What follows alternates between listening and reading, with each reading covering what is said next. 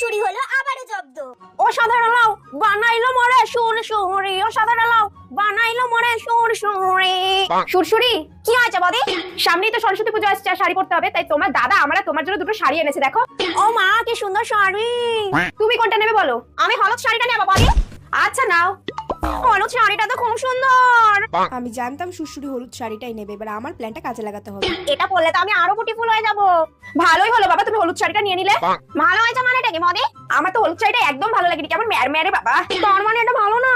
এটা পরলে তো আমাকে নীল পরি লাগবে গো। সরস্বতী পুজো সবাই আমাকেই দেখবে। বদি আমি এটা নেব না, আমি ব্লু শাড়িটা নেব। তুমি তো বললে হলুদ শাড়িটা নেবে, আবার নীল শাড়িটা নেবে বলছো কেন? না এটা নেব না, আমার যেটা ইচ্ছা আমি সেটাই নেব। ব্লু শাড়িটা আমায় দাও। ঠিক আছে নাও। এটা বেশি সুন্দর। এবার হলুদ শাড়িটা দাও। হ্যাঁ হ্যাঁ এই পটি শাড়িটা তুমিই নাও। এই শাড়িটা বলে সরস্বতী পুজোয় ছেলে পড়া হয়নি। গাধা একটা, সেই আমার ফাতে তো পা দিতেই হলো। সরস্বতী পুজো সবাই হলুদ শাড়ি পরবে, তুই নীল শাড়ি পরে ঘুরে বেড়াতি গাধা।